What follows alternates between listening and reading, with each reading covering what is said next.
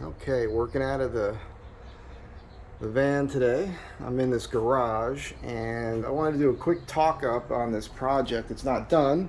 Let's put another coat of paint on that door, another coat of drywall compound on this wall here.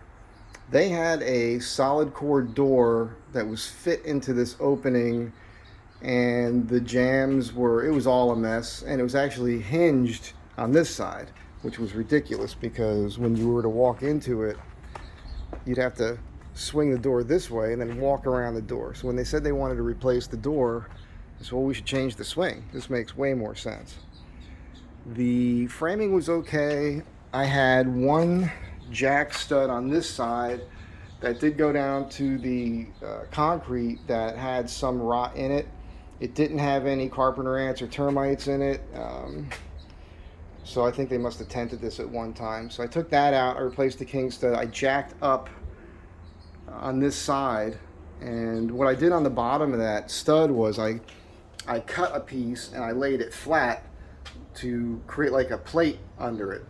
So this way that you don't have that wicking issue with the end grain of the wood wanting to suck moisture up. I also used the pressure treated wood there just for that one piece. So there was a 2x4, double 2x4 header up there, and that worked out good. The door ended up fitting exactly height-wise. It's odd. I ran into this before with these doors. It's not, when they cut these jam pieces, they're not always the same size, which is bizarre. I don't know who's building these doors. I ran into this in New York with that architect project I did several months ago. They actually custom ordered a door, and the architect and his son installed it, and it was leaking. And it took me half a day of tweaking that, the fit, to get it to seal correct. And hanging a door is a thing. I probably could have done a video on that for you. Your number one thing is you want to make sure you get it plumb in both directions. So you want to get it plumb this way and plumb this way. And you always want to start on your hinge side. And then in this door, obviously this came in the frame, right? So the whole frame with the threshold was all attached. So, and this threshold was interesting too. It was cool because it was a composite material, so it can't really rot. I like that. Once you get that side in, when you go to this side, you're going to move it back and forth this way, adjust plumb both ways, so that when you close the door on the opposite side, it'll be tight and even along the stop. And the other thing I like to do is when I put the lock sets in, I adjust these strike plates so that the door closes nice and snug, but you have to pull it just a hair to lock the deadbolt. That ensures a nice tight, weather-tight seal up against the weather stripping. I made the exterior molding.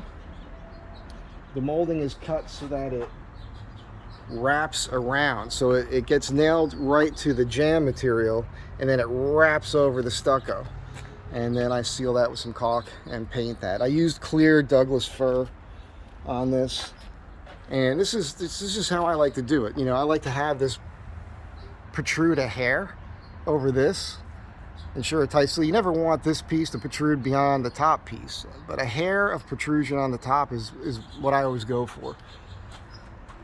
And that's better than a 45 miter because a 45 can let moisture in, and this will really keep that from happening.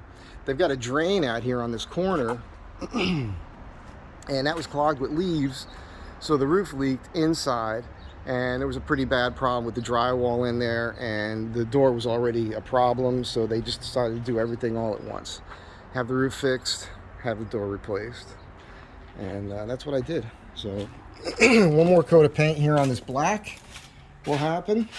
Like I said, another coat of drywall compound. It's interesting because the front is perfect, but in here I've got a gap at the height back here. This, for some reason, this jam, the hinge side on this was taller than this. That's just how the door was built. It wasn't something I noticed at the store, so that's just how it is. Because this is, the threshold's perfectly plumb, or rather level. Everything else is plumb, and for some reason that top piece is out of whack there. So a little wacky. But once I get the molding up and everything else, the drywall that was in here was really bad. So clearly I'm doing a better job. I have to roll this out in white afterwards. Just the corner and this section of wall. Not too much. I'm not going to paint the inside of the door. It is a steel door. I did get it at Lowe's. And that's that. So it's an interesting thing when you talk about doing home improvement work. You come into a situation where you're removing something, maybe it was horribly done, falling apart, whatever, but when you're done, when you walk away, it has to look good. New home construction, it's easy. You're starting from nothing. But when you're coming into somebody's place and you're trying to do something after the fact, making it look even better than it was before, it's a big deal. And you want to make it seem to be seamless. It's interesting because the drywall in here was 5/8, which is typical for a garage. But the wall was too wide to work with this door, and so I was able to get this jammed to sit at a point where I knew a 1/2-inch piece would work. So I've got this seam I'm working with here, and I was able to, when I'm done with this, when I get the 3rd coat on, you'll barely be able to tell. I don't even know that anybody will be able to tell. Definitely from straight on, you won't tell.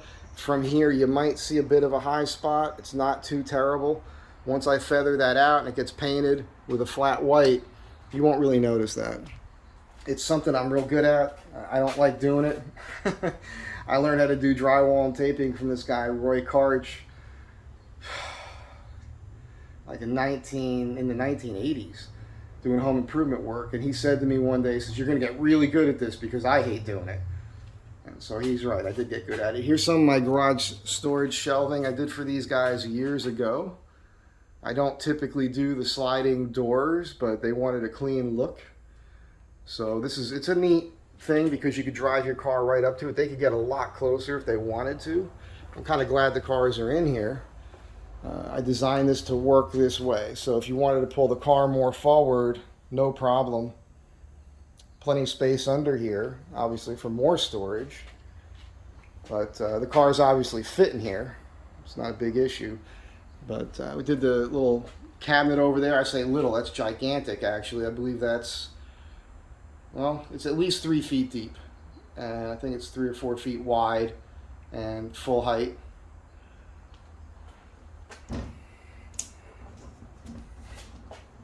I know this works. I just did it the other day. That one's a little stuck for some reason. So, yeah, so I do 2x6s on the ceiling, bolted directly to the ceiling joists. Basically build trays. I dado the top edge so the plywood sits inside of it. So from the front you just see the 2x4. That's screwed to the 2x4 framing of the structure. And then this is a 2x6 that's notched. Well, in this case, looks like I didn't notch it. Looks like I just put a 2x4, a cleat to hold it. And I did that because I knew what I was doing here. That's just the way that was going to work out. Typically, if I'm not doing a door, that's why I did this. I needed the full thickness here so I can create this track system for the sliding doors. So that's the reason I needed this full 2x4 here, 1.5 inch thickness. Normally, if I'm not doing a sliding door, which this is the only one time I've ever done it, this piece would be notched. This piece would be notched here to carry that 2x4. So you're not relying on a fastener. And I tried to hide the fasteners as much as possible. You'll see there's nothing here. You can see the lag bolts up here, but that actually looks good. So yeah, built-in shelving here. You know, if you do a good job for somebody and make them happy, they're going to call you back to have you do other things. This is the same job I did that front deck for, and had this gate built down here at the end of the driveway. And yeah, backing down this driveway with the van is interesting. But you got to do it. So anyhow, have a great day. Be good to one another. Just thought you would dig on, you know, what I'm doing. A lot of you guys don't know what I do. I think it's all about the van. And so yeah, when I'm working, I throw some stuff up here on the bed. That's always like that. I should probably get some cover for this. It doesn't bother me. Keep the tools and everything underneath here. So it still functions as an everyday do everything vehicle. It's the get around town camper van, work truck, all in one. And it works out great for me. So you'll see pictures of this. I'm going to be putting up a picture folder on the Mike Z Design Facebook page, and I'll probably do on the Mike Z Design Instagram, I'll probably post some pictures. I don't know if I'll post this video, but I may. So again, sorry. Have a great day. Be good to one another. I'll check you out next time.